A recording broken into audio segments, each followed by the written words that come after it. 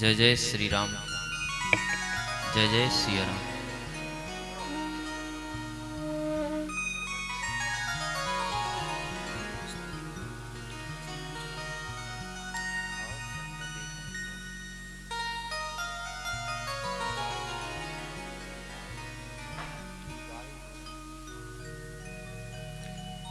राम श्री राम, राम श्री राम।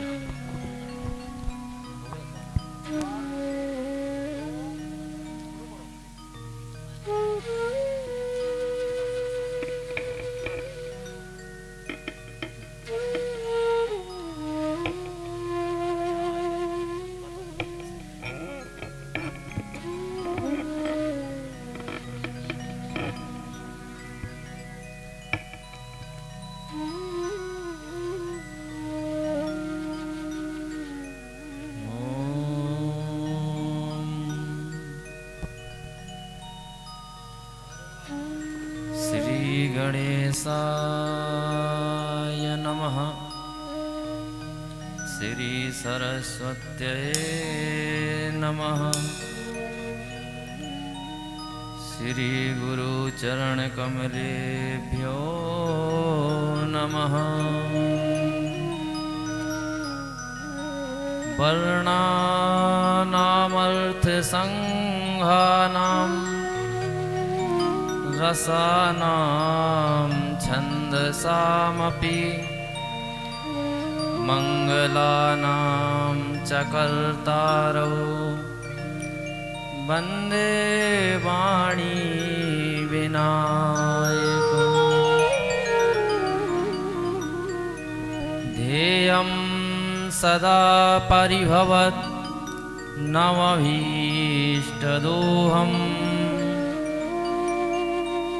तीर्थास्पदं शिवविरञ्चिनुतं शरण्यं।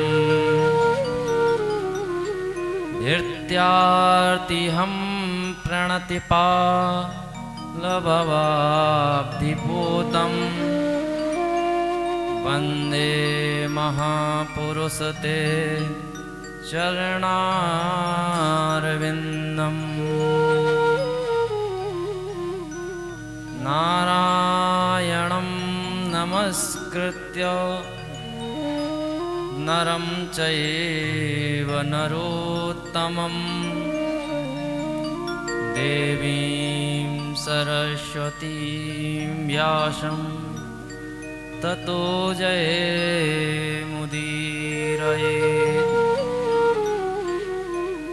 जय जय श्री राधारमण, जय जय नवल किशोर।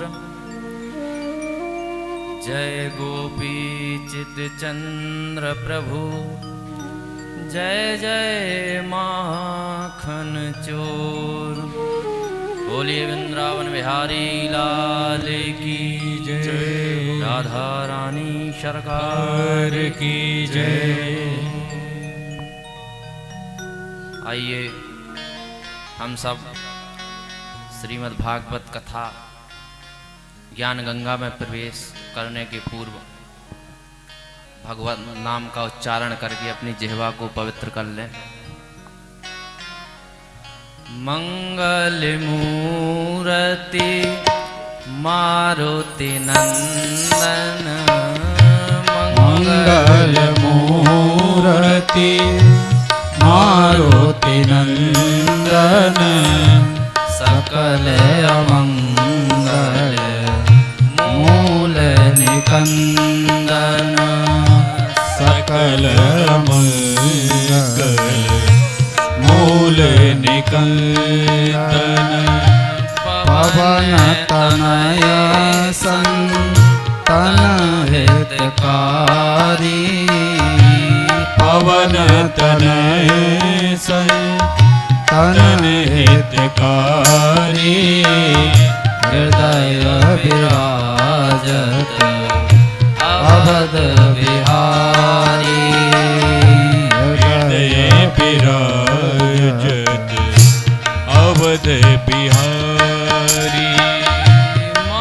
मातु पिता गुरु गणपति शारद मातु पिता गुरु गणपति शारद शिवा समेत शंभु शोक नारद शिवा समेत शंभु शोक नारद चरण वंदे बिन बहु सब काऊ चरण वंदे बिन बहु सब काहू देहु राम पद नेह निवाऊ देहो राम पद देह निवाहु बंदहु राम लखन बैदेही बंदहु राम लखन बेदेही जे तुलसी के परम स्नेही जे तुलसी के परम स्नेही मंगल मूर्ति मारुति नंदन मंगल मूर्ति मारुति नंदन सकल मंगल मूल निकंदन सकल मंगल मूल निकंदन सीताराम राम राम सीताराम सीताराम राम राम राजा राम राम राम सीताराम राम राम सीताराम राम राम सीताराम राम राम सीताराम राम सीताराम राम राम सीताराम राम राम सीताराम राम राम सीताराम राम राम सीताराम राम राम सीताराम राम राम सीताराम राम राम सीताराम राम राम सीताराम राम राम सीताराम सीताराम राम राम सीताराम राम राम राजा राम राम राम सीताराम राम बोलिए वृंदावन वाके बिहारी लाल लाल की जय।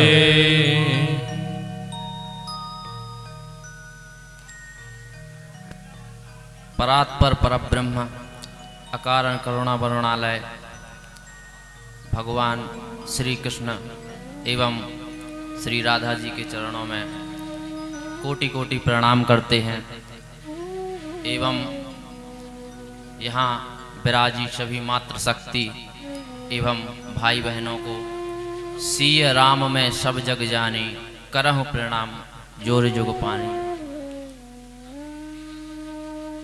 आइए हम सब श्रीमद् भागवत कथा ज्ञान गंगा में प्रवेश करते हैं। जब हम सबके करोड़ों जन्मों के पुण्य उदित होते हैं, कहा जाए तो जिस पर भगवान की विशेष अनुकंपा हो उसी को श्रीमद् भागवत कथा सुनने का अवसर प्राप्त होता है। अब भागवत सुनते हैं तो भागवत है क्या? सर्वप्रथम यदि ये पता नहीं है कि श्रीमद् भागवत है क्या, तो फिर सुनने का कोई अर्थ नहीं है। तो भागवत यदि कहा जाए एक सरल भाषा में, तो जो भगवान के हैं उन्हीं को भागवत कहते हैं। महाभारत और भागवत में छोटा सा अंतर है। महाभारत में संसार के संबंधियों की चर्चा की गई है और श्रीमद् भागवत में भगवान के संबंधियों की चर्चा की गई है, भगवान के भक्तों की चर्चा की गई है। और एक संत कहते हैं भागवत का अर्थ भा से भक्ति, ज्ञा से ज्ञान, वाय से वैराग्य, ता से त्याग। जिस ग्रंथ में भक्ति, ज्ञान, वैराग्य और त्याग परिपूर्ण हो उसे ही भागवत कहते हैं। भागवत के 6 श्रोता 6 वक्ता हुए हैं। सर्वप्रथम श्रीमद् भागवत भगवान श्री नारायण ने ब्रह्मा जी को सुनाई। जिसने कथा सुनी, जो श्रोता बना, वही आगे चल के वक्ता बन गया। सर्वप्रथम नारायण ने ब्रह्मा जी को श्रीमद् भागवत कथा सुनाई। तत्पश्चात ब्रह्मा जी ने नारद जी को सुनाई। अब पहले नारायण जी बने व्यास और ब्रह्मा जी बने श्रोता। अब ब्रह्मा जी बन गए व्यास और नारद जी बन गए श्रोता। अब नारद जी बने व्यास और श्रोता बने श्री व्यास जी, जिन्होंने चतुश्लोकी भागवत को 18,000 श्लोकों में रूपांतरण कर दिया और हम सब जनमानस को सुलभ कर दिया। उसके बाद व्यास जी बने व्यास, तत्पश्चात श्रोता बने श्री सुखदेव जी। अब सुखदेव जी श्रोता बने, श्रोता के बाद सुखदेव जी बने व्यास और महाराज परीक्षित बने श्रोता। अब इसके बाद ये हो गए 5। अब जो छठवें व्यास जी हैं, छठवें व्यास बने श्री सूत जी महाराज और श्रोता बने 88,000 सौनकादिक ऋषि। तो एक प्रकार से कहा जाए तो ये जो पूर्व में 5 वक्ता हुए हैं, तो इन 5 वक्ताओं ने जो कथा कही है, इनका सबका जो सार निकला है, उस सबको मिलाकर के सूत जी महाराज ने हम सबको ये पंचामृत स्वरूपी श्रीमद् भागवत कथा का रसास्वादन करवाया है। आइए, तो ये तो हुई भागवत जी की संक्षिप्त में परिचय। अब हम प्रवेश करते हैं श्रीमद् भागवत कथा में। सच्चिदानंद रूपाय विश्वोत्पत्त्यादि हेतवे तापत्रय विनाशाय श्री कृष्णाय वयं नमः। सच्चिदानंद स्वरूप, सत घन चित घन आनंद, जो तीनों कालों में सत्य विद्यमान था, विद्यमान है और विद्यमान रहेगा, उसी का स्वरूप सच्चिदानंद। और विश्वोत्पत्त्यादि हेतवे, जो विश्व की उत्पत्ति का कारक है एवं उत्पत्ति, संहार, पालन, सृजन का कारण है, ऐसे श्री भगवान बालकृष्ण तथा तापत्रय विनाशाय, जो तीनों तापों का नाश करने वाले हैं। ताप क्या हैं? 3 ताप कौन से हैं? दैहिक, दैविक, भौतिक तापा। दैविक, दैविक, भौतिक तापा। राम राज्य का हो नहीं व्यापा। राम राज्य का हो नहीं व्यापा। दैविक, दैविक, भौतिक तापा। दैविक, दैविक, भौतिक तापा, राम राज्य का हो नहीं व्यापा, राम राज्य का हो नहीं व्यापा। ताप, तीन प्रकार के ताप होते हैं, दैहिक, दैविक और भौतिक। दैहिक जो हमें शरीर से मिले, फोड़ा फुंसी इत्यादि, बुखार। दैविक जो हमें देवताओं के द्वारा दिया मिला हुआ पाप, ताप। और भौतिक, भूत प्रेत इत्यादि द्वारा प्रताड़ित किया गया। तो ये तीन प्रकार के ताप।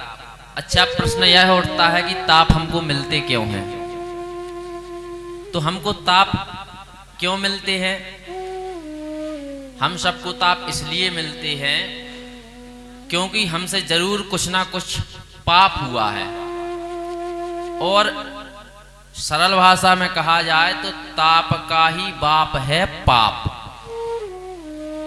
निश्चित रूप से कुछ ना कुछ हमसे पाप बना है। यदि हमसे पाप नहीं हुआ है तो हमको कोई ताप नहीं मिलता, लेकिन यदि हमको ताप मिल रहा है तो निश्चित रूप से हमसे कोई ना कोई, जाने अनजाने में कोई ना कोई पाप बना है।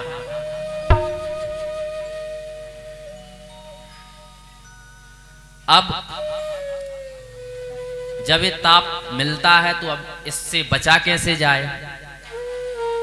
तो भागवत जी के अंतिम श्लोक में लिखा है, नाम संकीर्तनम यस्य सर्व पाप प्रणाशनम, प्रणामो दुख समनस तम नमामि हरिपरम। ताप को नष्ट करने के लिए केवल मात्र एक ही नाम है, हरि स्मरण।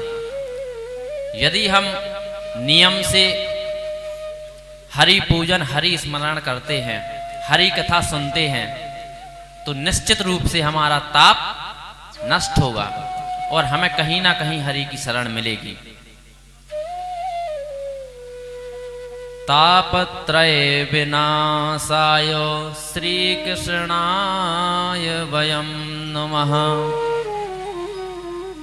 तो ऐसे तीनों तापों का नाश करने वाले श्री राधा जी एवं बाल कृष्ण जी के चरणों में वयम नमः। अकेले नहीं, व्यास जी ने यहाँ लिखा है, यदि व्यास जी लिखने वाले तो अकेले हैं, वो यह भी लिख सकते थे श्री कृष्णाय अहम नमः, कि मैं श्री बाल कृष्ण जी को प्रणाम करता हूँ।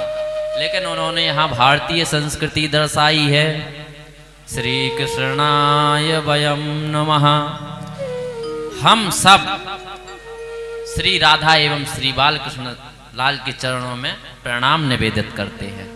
बोलिए बांके बिहारी लाल की। चलिए अब नैमी सारंड की पावन भूमि में चलते हैं, जहाँ पर शौनकादिक 88,000 ऋषि बैठे हुए कथा श्रवण कर रहे हैं और सूत जी महाराज कथा सुना रहे हैं।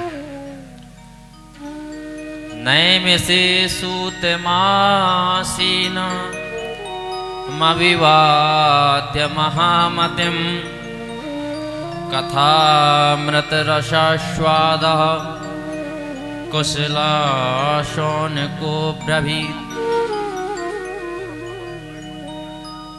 अब इस श्लोक में वक्ता का एवं श्रोता का विचार है। वक्ता कैसा होना चाहिए, श्रोता कैसा होना चाहिए। तो महामतिम, महामतिम जिसकी मति परमात्मा में रत है, जो परमात्मा का गुणानुवाद गाने में कुशल है, ऐसा वक्ता होना चाहिए। एवं श्रोता कैसा होना चाहिए,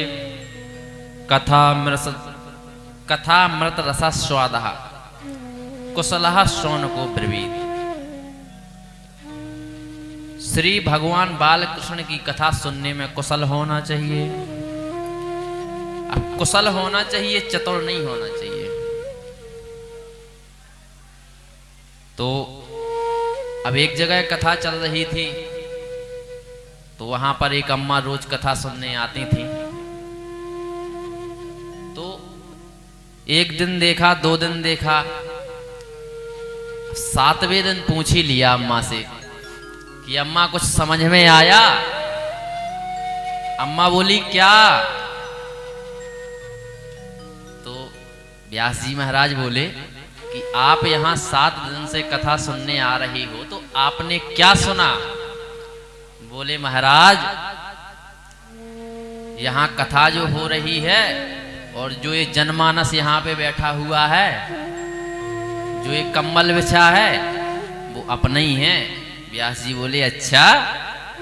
तो बोले आपने कथा से क्या सुना? बोले कथा से तो हमने कुछ नहीं सुना, लेकिन हम 7 दिन में ये देखते रहे कि किसी ने बीड़ी तो नहीं बुझा दी उस कम्बल से। तो इस प्रकार की कथा नहीं सुननी है। कथा सुननी है तो केवल हम राम जी के और राम जी हमारे। ये सब माया मोह सब घर पे त्याग के आना है। ये जो कंबल दरी चटाई है, ये सब घर पे छोड़ के आना है। यहाँ आना है तो केवल राम जी का बन करके। यह बार बार अवसर नहीं मिलता है। जन्मांतरे भवेत् पुण्यम, जब जन्म जन्मांतरों के पुण्य उदित होते हैं तब हमको यह कथा सुनने को मिलती है। चलिए एक बार हरि नाम स्मरण। जय जय राधा रमण हरि बोल, जय जय राधा रमण हरि बोल, जय जय राधा रमण हरि बोल रे, जय जय राधा रमण हरि बोल। ओ जय जय राधा रमण हरि बोल रे, जय जय राधा रमण हरि बोल, जय जय राधा रमण हरि बोल रे, जय जय राधा रमण हरि बोल। हरि बोल हरि बोल हरि हरि हरि बोल, जय जय राधा रमण हरि बोल रे, जय जय राधा रमण हरि बोल। ओ जय जय राधा रमण हरि बोल रे, जय जय राधा रमण हरि बोल। बोल वृंदावन बिहारी लाल की जय, राधा रानी सरकार की